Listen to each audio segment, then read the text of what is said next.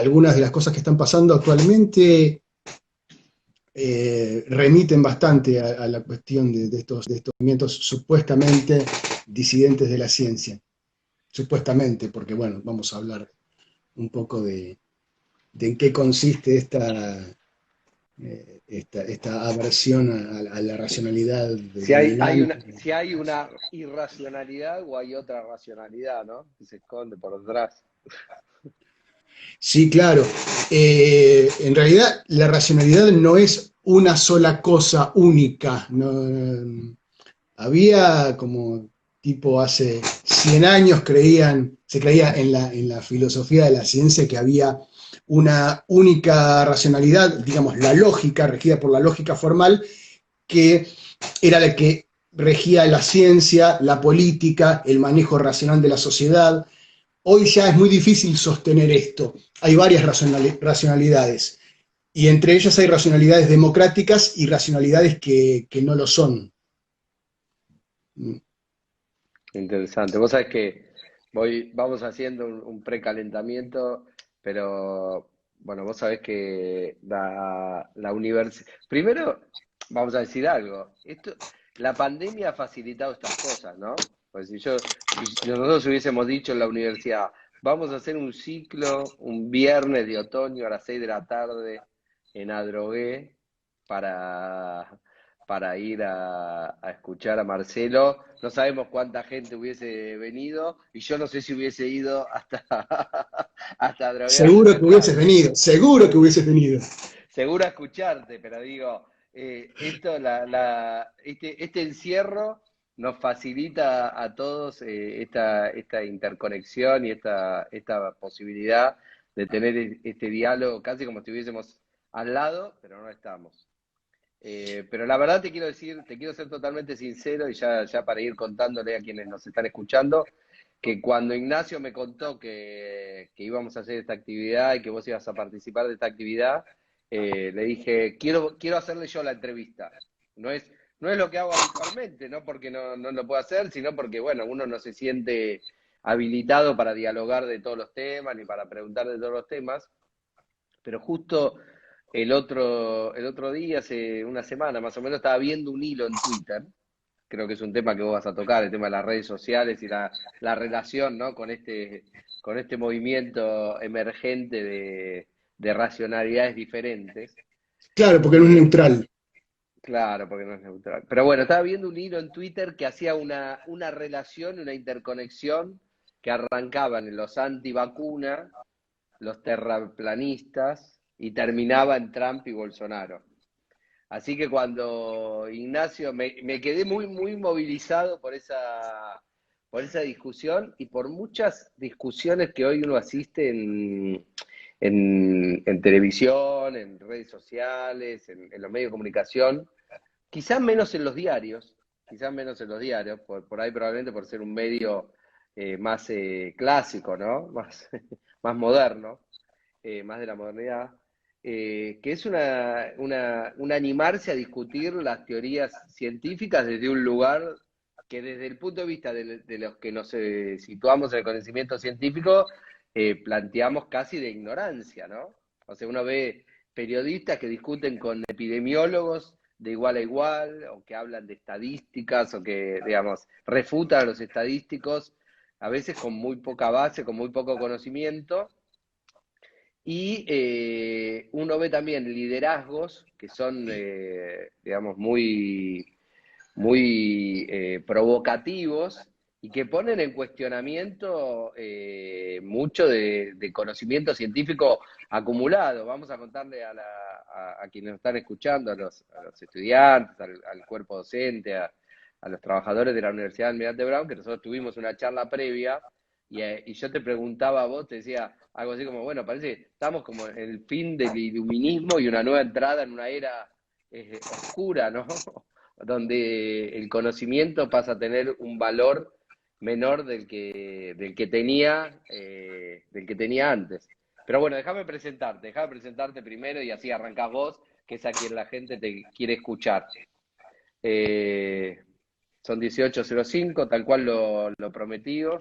Eh, Muchas gracias a todos los amigos y amigas que nos están escuchando y que se están enganchando en esta transmisión en vivo de la Universidad Nacional Guillermo Brown. Hoy vamos a estar entrevistando a Marcelo Rodríguez. Marcelo, bueno, es licenciado en periodismo de una universidad que también es de la zona sur, de la Universidad de Loma de Zamora, y actualmente está Así es. haciendo en la UNTREF un doctorado en epistemología e historia de la ciencia.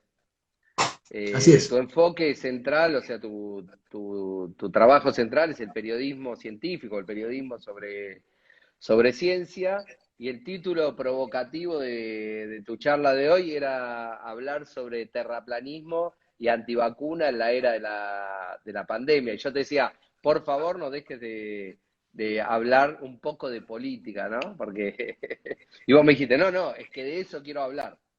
Así que bueno, Exactamente.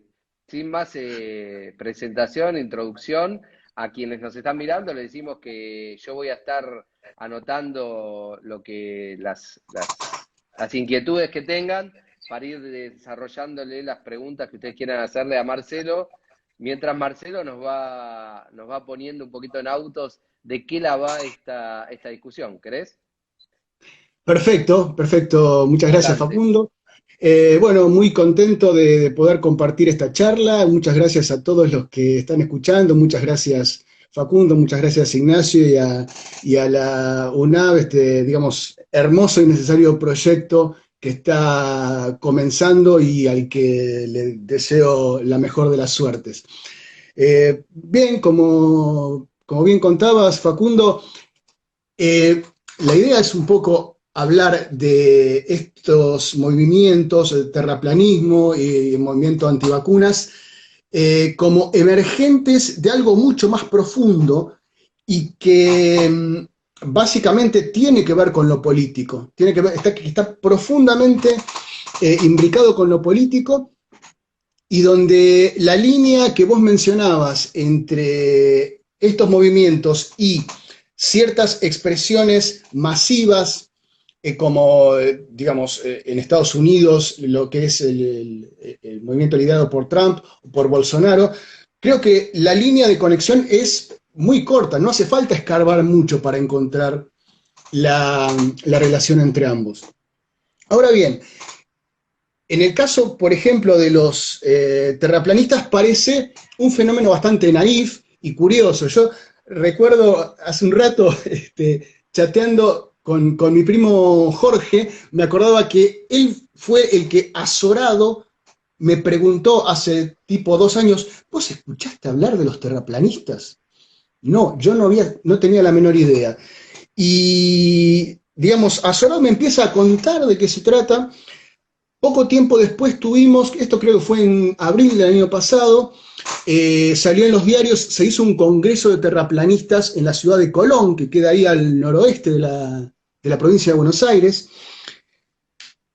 y empezó a emerger en los medios este fenómeno. Hubo incluso un documental en Netflix, muy buen documental, pero que ya no está más en el catálogo, donde básicamente se mostraba en qué consistía todo este movimiento, se mostraba muy de cerca a las personas, su pensamiento, y qué era lo que querían. Bueno, básicamente piensan que la Tierra es plana, así, digamos, sin metáfora, sin nada que medie entre esa afirmación y decir, bueno, pero a ver, ¿es cierto? Sí, la Tierra es plana. Entonces,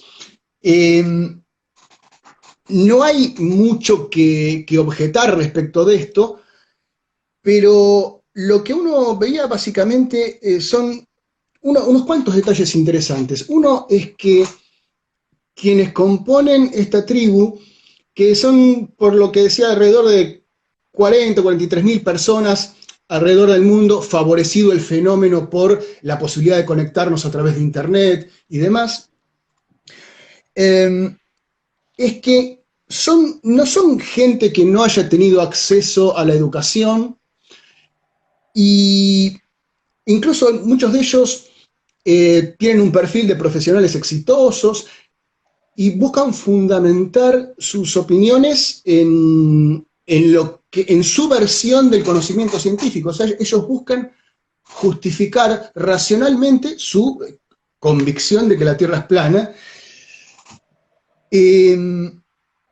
Y básicamente subyace en lo que ellos dicen una crítica a los poderes establecidos. Es la NASA la que nos quiere hacer creer que la Tierra es plana, que la Tierra es redonda. Nunca llegamos a la Luna, eso fue un montaje televisivo, un montaje publicitario.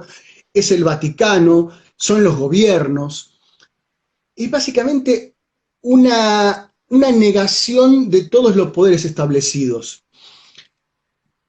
Esto es interesante porque muestra que nosotros podríamos habitualmente catalogar a estos movimientos como de gente ignorante o de rechazo al conocimiento, cuando en realidad hay un rechazo al poder, un rechazo a la autoridad, y habría que ver de qué manera está conectado el poder y la autoridad en este sentido. Entonces, básicamente, no hay en estos movimientos una crítica a la ciencia en el sentido en que habitualmente se lo designa. En los diarios, en la prensa, obviamente se sale a criticar estos movimientos de una manera bastante obvia, pero en general apelando a la ignorancia. Bueno, no saben que la Tierra no es plana. Y me parece que tomarlo de esta manera nos evita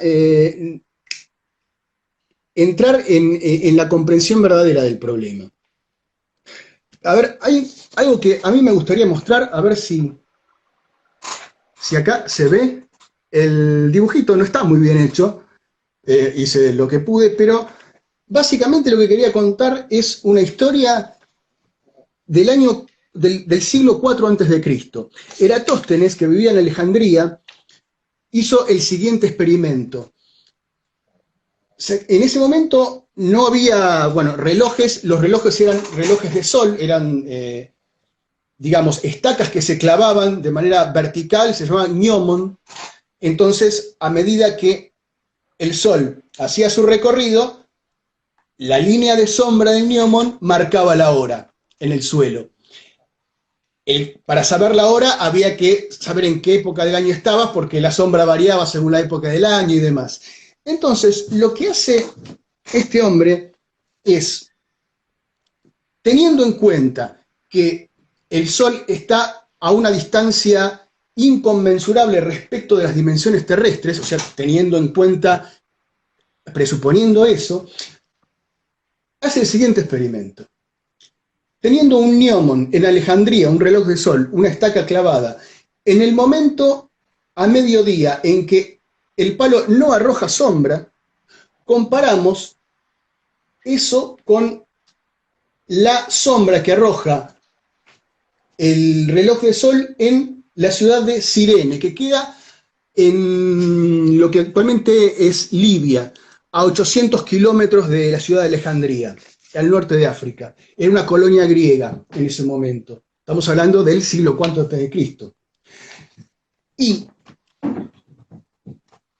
calculando la diferencia de ángulo que había acá, que era un 50avo de circunferencia, lo que tiene en cuenta es que, ¿se acuerdan de cuando tenemos un sistema de dos paralelas atravesadas por una transversal, que teníamos los ángulos alternos internos, conjugados externos? Todos nos acordamos de esto porque todos lo vimos en segundo o tercer año en geometría.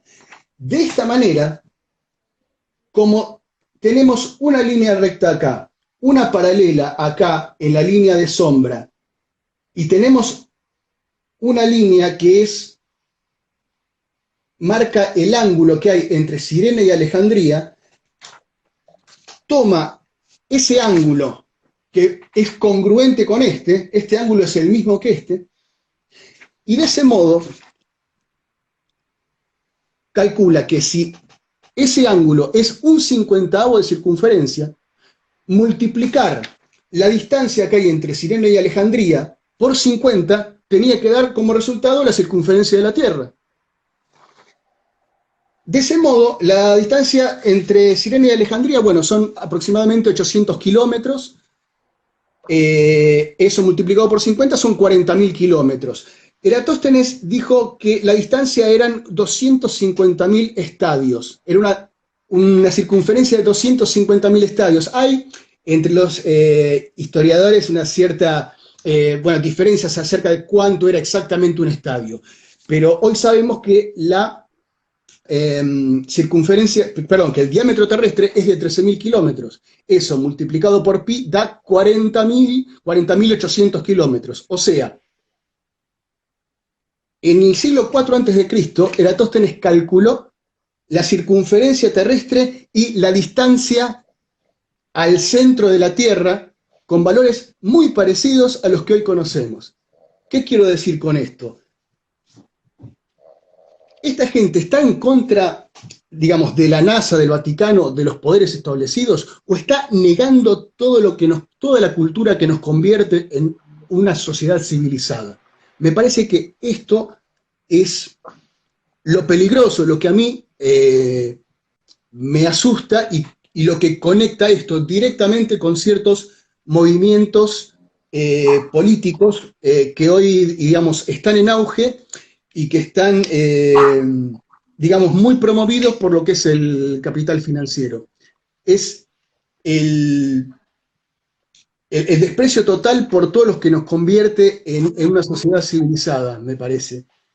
Y me parece que este es el problema grave que representan, más allá de lo pintoresco que pueda sonar el terraplanismo, que de última no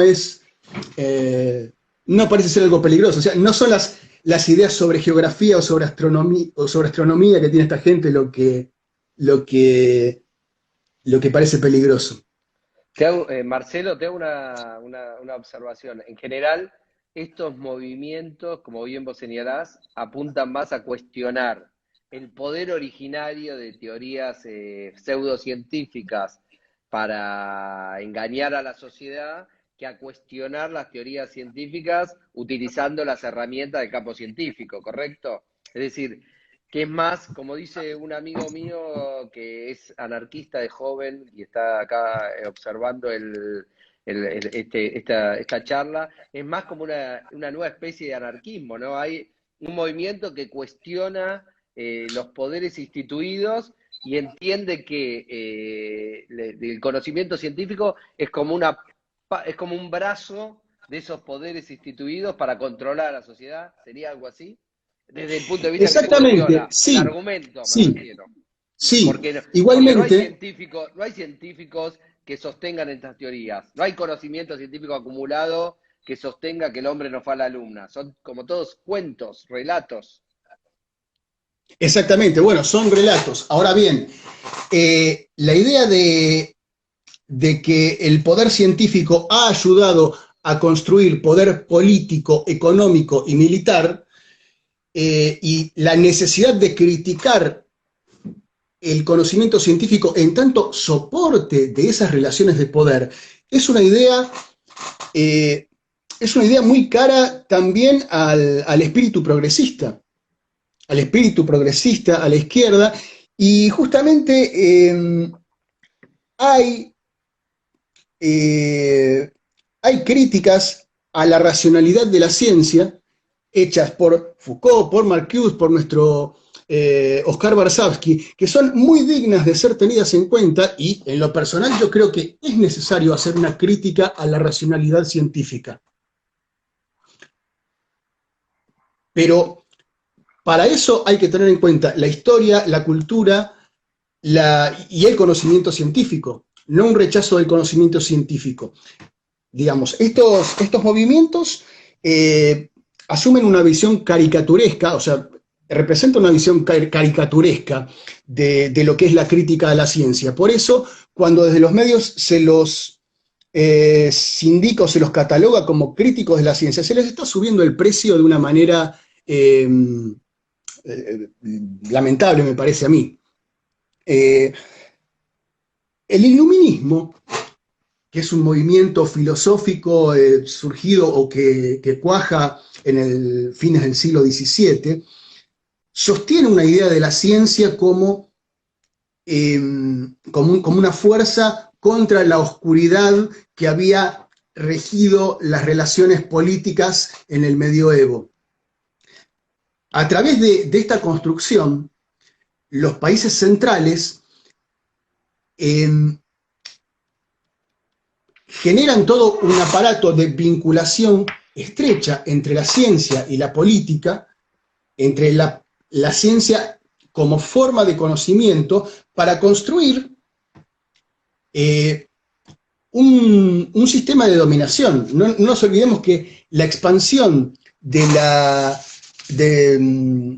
el desarrollo de la ciencia durante el capitalismo ha sido paralelo a los movimientos, primero el colonialismo, después el desarrollo del capitalismo, la revolución industrial, posteriormente los movimientos de descolonización y todo el resultado de la historia desde ese momento hasta ahora. Entonces, claro, lo que pasa es que una cosa es cuestionar el rol de la ciencia y de los científicos, probablemente, como soporte de un movimiento que puede ser imperialista, colonialista o lo que fuere, y otra cosa es cuestionar si ese conocimiento es verdadero o falso, ¿no? Digamos, son como dos, una cosa es el rol político que tiene la ciencia y otra cosa es cuestionar el conocimiento que esa ciencia genera desde un punto de vista no científico, ¿no? Digamos, desde, digamos, una postura solamente política. yo no puedo cuestionar sobre física cuántica, conocimientos de física cuántica a un físico. No tengo los elementos, no tenemos los elementos. Sin embargo, La ciencia como si... déjame tomarte eso. Vos Sí, decís, yo no puedo cuestionar de la física cuántica desde un campo no científico. Y déjame que te conecte con la realidad, con el tema tuyo que ibas a plantear hoy, ¿no? Es terraplanismo, antivacunas y pandemia, esta pandemia que estamos viviendo, esta situación que estamos viviendo. Creo que como nunca los ciudadanos estamos observando una discusión que está atravesada muchas veces por un cuestionamiento al conocimiento científico desde lugares no científicos. Eso es lo que vemos en los medios de comunicación todos los días, ¿no? Es decir, háblale un sí. epidemiólogo y le responde una persona que de epidemia no sabe nada, pero le responde con la misma autoridad. Es decir, estamos viendo algo que antes no veíamos. ¿A qué se lo asignás vos esto? ¿Por qué estos movimientos? Porque estos existen hace tiempo. Los terraplanistas, los antivacunas, pero antes no tenían una expresión política, no tenían un Trump, no tenían un Bolsonaro, no tenían un presidente que cuestionaba la ciencia y un presidente de países importantes. ¿Qué crees que está expresando esto vos? Básicamente me parece que actualmente para estos movimientos sostenidos por digamos, los poderes financieros, básicamente por los poderes financieros, el único conocimiento válido es cómo acumular riqueza, es cómo acumular capital. Ese es el único conocimiento válido, el único conocimiento al que le confieren autoridad. Y el resto no es importante, porque la racionalidad de la ciencia actualmente, si se aplica a la economía, si se aplica a la salud, si se aplica con criterio democrático, no hace más que visibilizar las grandes injusticias en torno a las cuales está construido el poder actualmente. Entonces, una racionalidad científica con criterio democrático, hoy por hoy, es subversiva. Como bien lo había mostrado en los años 60, Oscar Barsavsky, un químico, un científico argentino que también ha escrito sobre epistemología y ha sido una figura muy gravitante en cuanto a la política en ese momento, en la política científica, un tipo muy conocido dentro de los ámbitos científicos. Barsavsky hizo una profunda crítica del cientificismo, que era usar, digamos, el uso del poder de la ciencia para sostener las relaciones de poder existentes y el uso del sistema científico y las metodologías, no las metodologías, las dinámicas de trabajo destinadas a sostener básicamente la sociedad de consumo y no a investigar sobre las mejores maneras de cambiar las relaciones de poder en la sociedad o para trabajar contra los males que más preocupan a la gente. Digamos, el de las vacunas es un tema, es uno de los puntos más importantes acerca del valor social de la ciencia. Está bueno lo que está pasando actualmente en términos de la pandemia y muestra claramente la relación entre conocimiento y poder. Hay más de 120 laboratorios actualmente trabajando para una vacuna, para conseguir una vacuna contra el coronavirus. Es muy probable, por lo que se ve, que tipo a fines de noviembre, diciembre, ya haya una vacuna, digamos, una vacuna candidata que haya pasado las pruebas y en los primeros meses del año que viene se empiecen a fabricar millones y lo que se necesita cientos de millones de dosis para poder acabar con este problema. Ahora bien, la investigación médica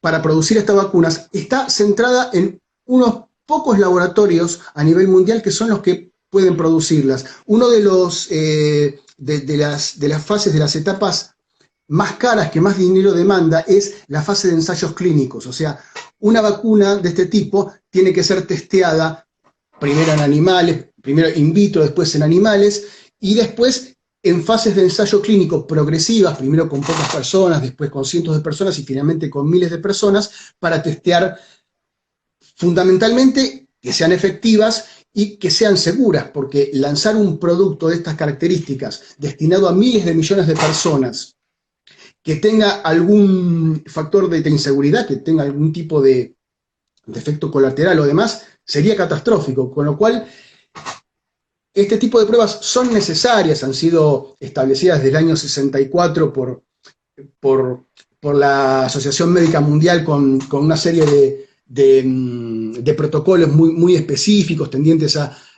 cuidar los derechos de los pacientes, de las personas que se prestan, que son sujetos de experimentación y demás.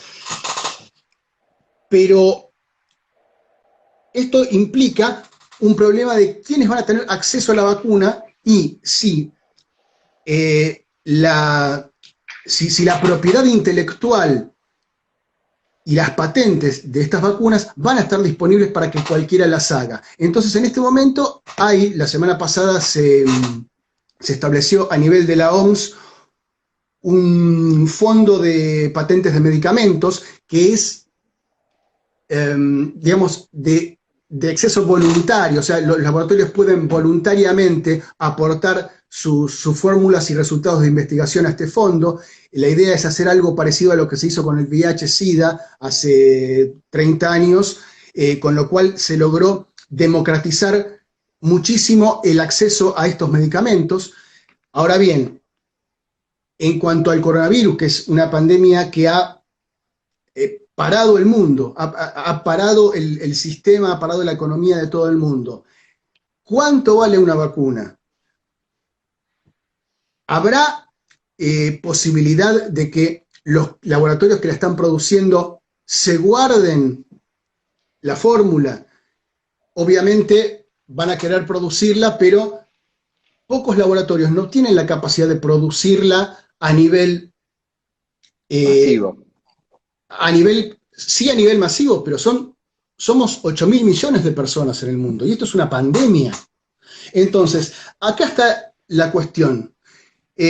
Una cosa es criticar la racionalidad de la ciencia, y otra cosa es criticar las relaciones de poder que se han establecido a través de la propiedad de la ciencia, y de quiénes son los que tienen el poder de desarrollar la ciencia, y bajo qué intereses se desarrolla la ciencia, y cuáles cuál es el sentido de lo que llamamos progreso, y si podemos seguir llamando progreso a lo mismo que se llamaba progreso en el iluminismo del siglo XVII. Yo creo que no. Y creo también que la idea de ciencia que es hegemónica, así como es hegemónica, como son hegemónicas todas las ideas que rigen la política, digamos, están sujetos a la cuestión de hegemonía, ideas dominantes, ideas alternativas. Las ideas que son hegemónicas en el terreno de la ciencia han sido forjadas históricamente en conjunto con ese plan de dominación universal que fue el colonialismo, la revolución industrial. A ver, tu hipótesis, Marcelo, a ver si te logro decodificar. Tu hipótesis sería, una de tus hipótesis, porque debes Sí, tener muchas, pero digo, una de tus hipótesis sería que el modelo científico o el modelo de ciencia como soporte de la dominación capitalista, por decirlo de alguna manera, o de la expansión sí. del capitalismo, está agotado, la ciencia se ha vuelto, digamos, más democrática y la propia producción del conocimiento científico tal cual lo conocemos cuestiona muchas de los desarrollos o de los avances del capitalismo y por lo tanto esos movimientos que cuestionan a la ciencia desde visiones más conservadoras o de derecha serían una especie de cuestionamiento al modelo científico tradicional para permitir el avance del capitalismo financiero, algo así es lo que trato de entender que vos estás señalando. ¿Estoy en una línea correcta o no? ¿O lo estoy Yo planteando creo demasiado que esquemáticamente? yo creo que a los terraplanistas y los antivacunas les importa nada la ciencia y el desarrollo científico y la ciencia al servicio de la humanidad. Nada. Creo que son como espantapájaros a los cuales es fácil pegarles. A los antivacunas no tanto, porque el movimiento antivacunas es peligroso, a diferencia de los terraplanistas. El movimiento antivacunas es peligroso. Están volviendo enfermedades como el sarampión, que estaban erradicadas por una moda de que no hay que vacunarse, que no está sostenida en ninguna racionalidad, básicamente. Y está sostenida básicamente en la idea en el desprecio por la salud pública. Es un poco más complejo. Ahora bien, quiero ir a lo que vos me preguntabas.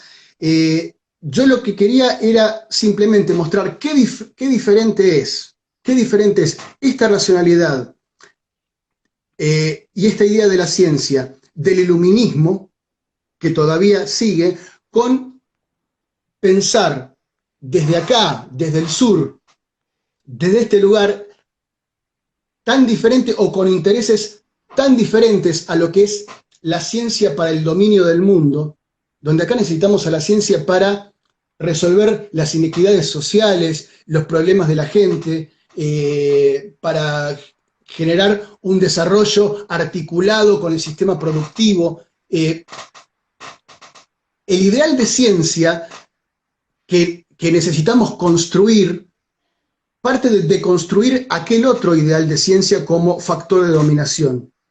De la misma manera que se deconstruyó que no se deconstruyó, está en deconstrucción el patriarcalismo, el ideal de ciencia forjado en el iluminismo y de la ciencia como factor de poder y de dominación, creo que es algo que requiere de construcción, requiere más comunicación de la ciencia, requiere que todos podamos pensar en la ciencia, requiere que todos podamos, no esto que vemos ahora en que cualquiera le rebate a un científico o pretende rebatirle a un científico, pero sí que todos podamos preguntar, que todos podamos hablar no del conocimiento científico, porque eso es algo que lo sabe y lo conoce la gente que estudia, pero sí cuestionar los rumbos de la ciencia, qué se investiga y qué no se investiga.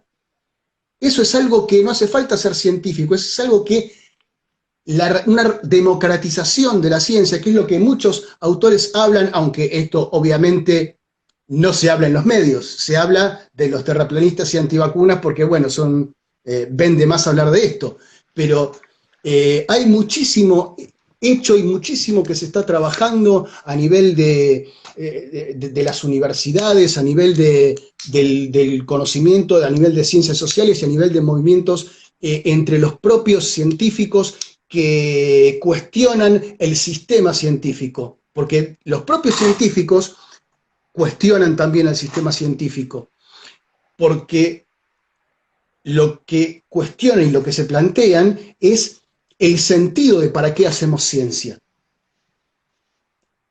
Y estos cuestionamientos que están dentro de la ciencia son cuestionamientos que ocurren porque los científicos son parte de la sociedad. Y en este sentido, el diálogo entre quienes pertenecen a la ciencia y quienes no pertenecen a la ciencia es algo que debería ser más natural. Obviamente nosotros Ahora, vemos una versión, me parece, muy degradada. Déjame que te Sí, plantee una cuestión.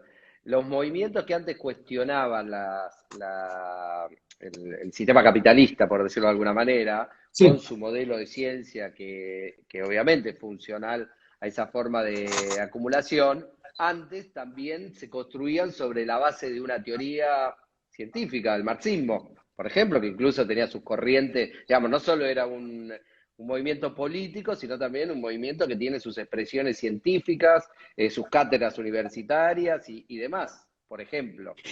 El Hoy, marxismo, la pregunta que yo te hago hoy, si vos ves una relación, Ignacio Yastuchenko nos planteaba recién, que es el secretario de Extensión Universitaria, si hay también una relación con los fundamentalismos religiosos, por ejemplo. Hoy uno ve que los movimientos que cuestionan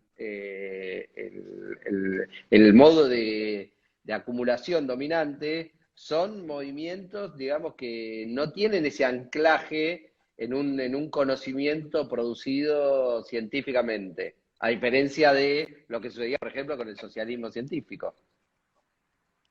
mira, el marxismo y toda la tradición, digamos, de pensamiento de la clase obrera, surge como cuestionamiento justamente de la racionalidad científica, eh, y lo que Marx planteaba era, se estudia científicamente la naturaleza, pero no se estudia científicamente la sociedad. Si estudiáramos, decía Marx, esta es la base, digamos, de lo que llamaba el materialismo Materialismo dialéctico, histórico. materialismo histórico, si se estudiara científicamente la sociedad, veríamos muchas cosas, sobre todo veríamos cuál es el origen de las injusticias en las relaciones de poder.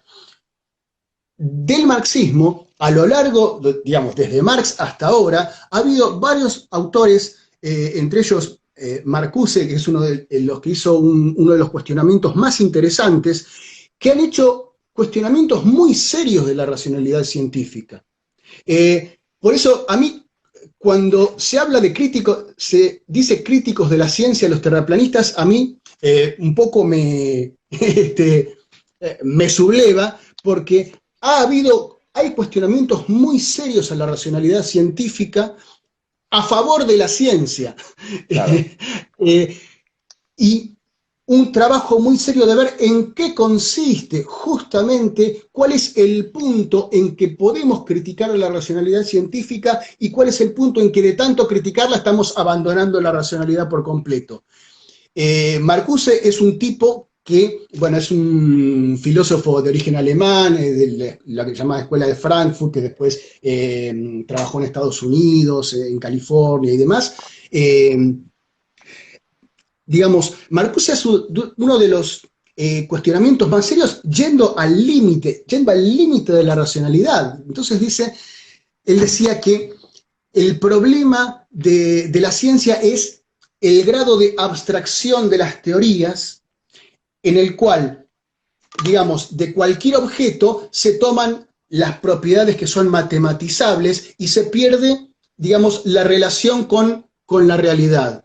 Digamos, en esa torre de marfil, el científico pierde contacto con la realidad y demás, pero decía que con esto sucede lo mismo que los geómetras griegos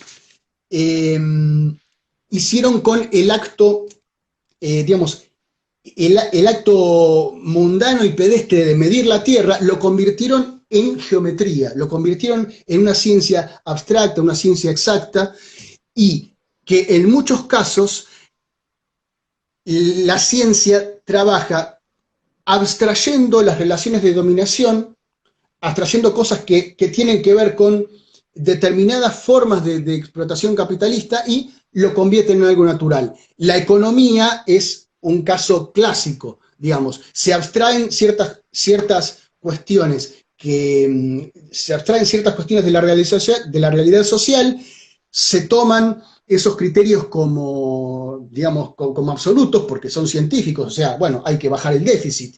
¿Y qué significa bajar el déficit? Bueno, no sé, pero el concepto queda reificado, todos lo tomamos como naturalizado, cuando en realidad significan muchas cosas que quedan afuera de ese significado.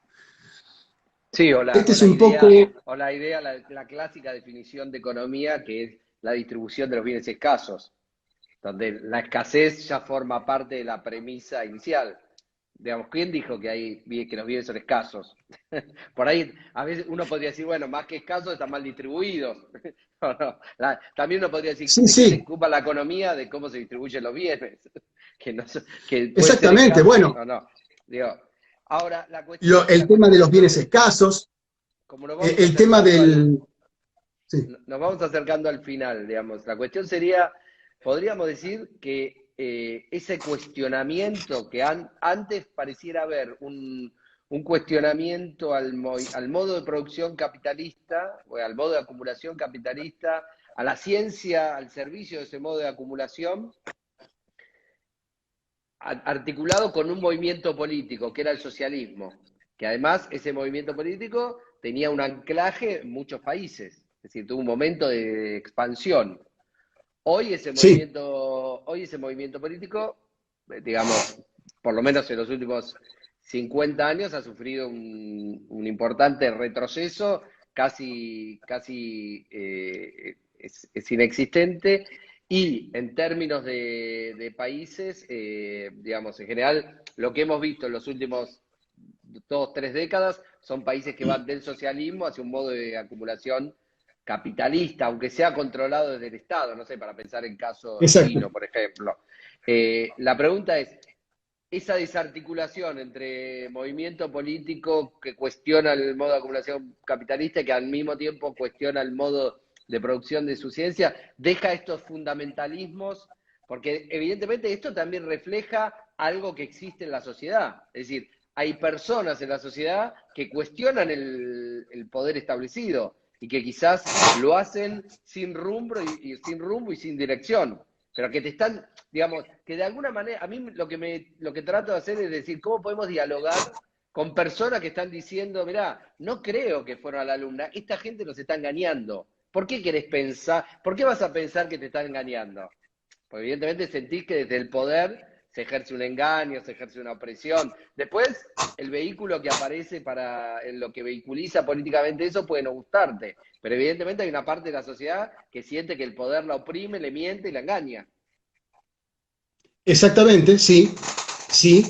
De hecho, el malestar, inclusive, para hablar del tema de cuarentena, el malestar que produce, digamos, estar encerrado, tener que cumplir la cuarentena y demás, es algo que a todos nos toca, a todos nos atañe. Ahora bien, convertir este malestar personal en la única realidad eh, implica negar, digamos, las necesidades por las cuales hay que hacer esto, en qué conocimiento se funda y en qué se funda también la necesidad política de tener que cumplir una cuarentena, que es salvar decenas de miles de vidas. Entonces, en principio se puede discutir o dialogar con alguien que tenga voluntad de discutir o de dialogar.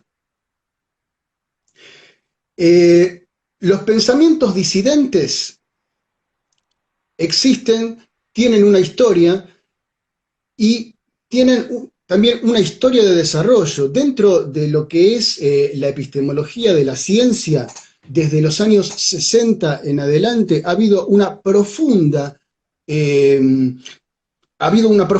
ola de cuestionamiento de las concepciones estándar heredadas del iluminismo y el positivismo en adelante. Desde los años 60 estamos hablando de más de 50 años. Sin embargo, estas corrientes que están muy desarrolladas y que hoy están plenamente aceptadas, no han logrado imponer a nivel público, a nivel de la comunicación pública, una idea alternativa de la ciencia. No lo han logrado. Y sin embargo, la imagen pública de crítica a la ciencia es la de estas tribus que, digamos, militan en un pensamiento infantil. Entonces, la calidad del pensamiento, la calidad del conocimiento, cómo sabemos lo que sabemos, es importante para poder evaluar, para poder entender y para poder saber desde dónde se está haciendo un cuestionamiento. Me parece que la racionalidad científica hoy no puede ser pensada si no va de la mano con una racionalidad democrática. No podemos seguir pensando una idea del progreso de la cual no somos dueños y en la cual tenemos que aceptar el progreso resignadamente aunque nos perjudique. La idea de que, por ejemplo, tenemos que aceptar esta cuarta revolución industrial en curso que tiene que ver con la inteligencia artificial y demás, pensando que va a quitar puestos de trabajo, cuando la necesidad política y económica de cualquier país es cómo crear fuentes de trabajo.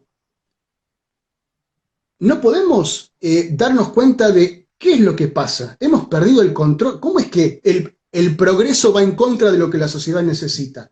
No podemos no advertir que algo está mal.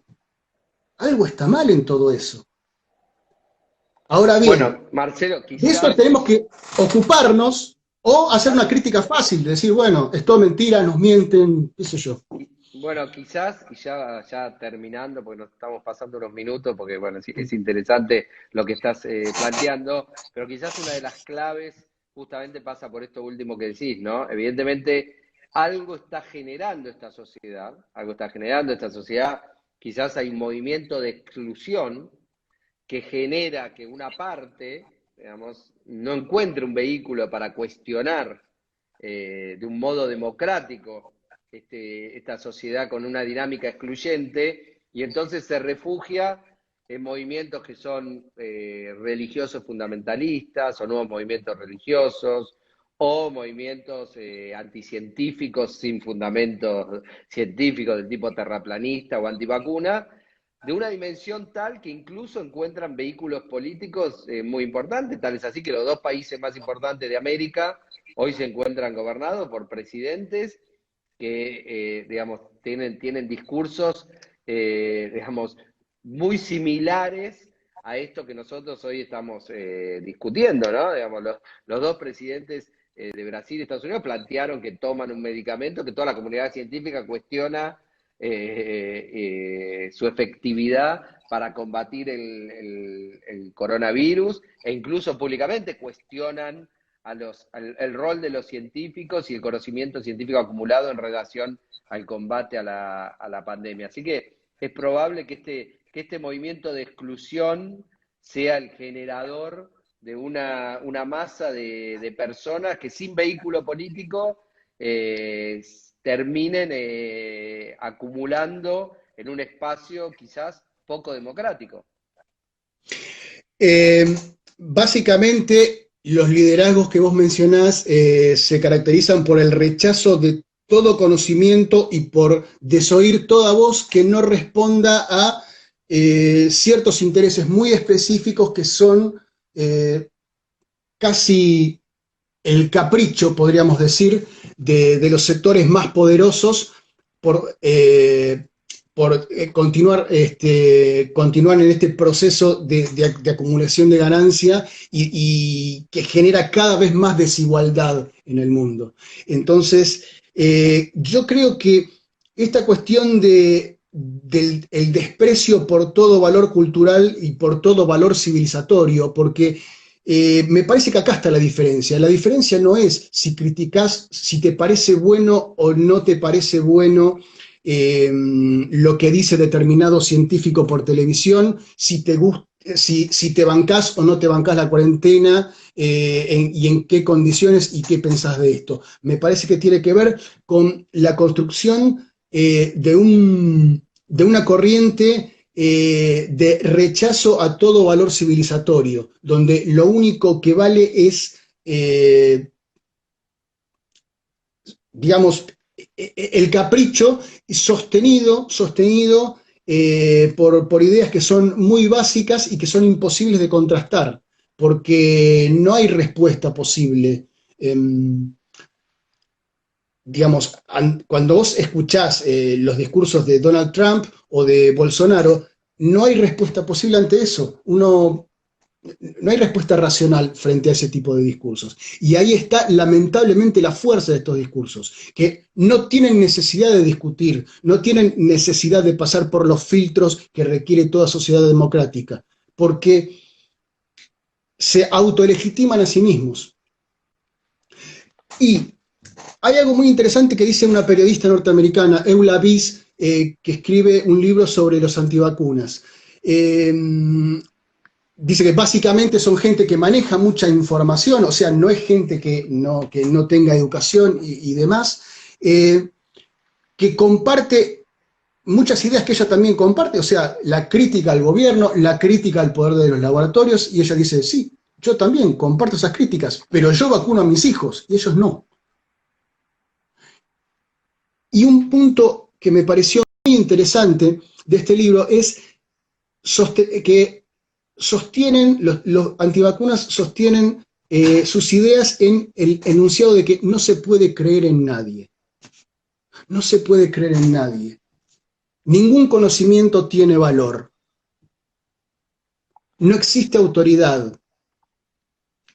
Hay una confusión entre lo que es autoridad legítima, o sea, alguien que dice la verdad tiene autoridad, y alguien que no dice la verdad no tiene autoridad. Pero acá se borra, se borra la autoridad. Esto es diferente al principio de autoridad, que es, digamos, ante un enunciado, algo que se dice, bueno, a ver, ¿quién lo dijo? Según quién lo dijo, si el que lo dijo tiene autoridad, entonces, bueno, tiene razón, y si no, es falso. Esto es otra cosa. La ciencia justamente viene a remover el principio de autoridad que imperaba en los discursos, podríamos decir religiosos, pero básicamente en los recursos autoritarios. La palabra del rey era la ley, digamos, en las monarquías previas al capitalismo. Eso es el principio de autoridad. Ahora, una cosa es dejar atrás en la historia el principio de autoridad, digamos que la verdad es verdad porque lo dice el rey o porque lo dice el sacerdote, y otra cosa es un régimen de verdad, digamos, un régimen en el que podamos distinguir lo que es verdadero o falso, y que el que dice la verdad tiene autoridad y el que siempre miente, y vemos que siempre miente, no tenga autoridad. Eso es lo que busca borrar el pensamiento actual, que tiene mucho que ver con el neoliberalismo, creo yo, y con esta Y fase aparte, catastrófica del neoliberalismo.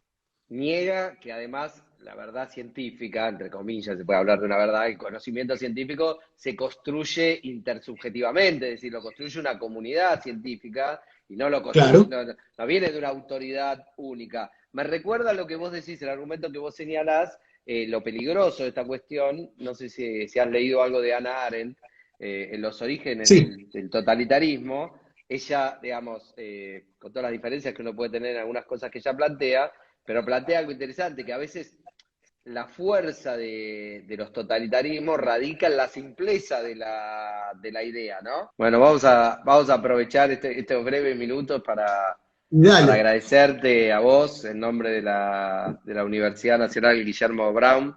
Para nosotros es muy importante, digamos, este ciclo de actividades. La verdad que sabés que es nuestro primer año a full, en versión full.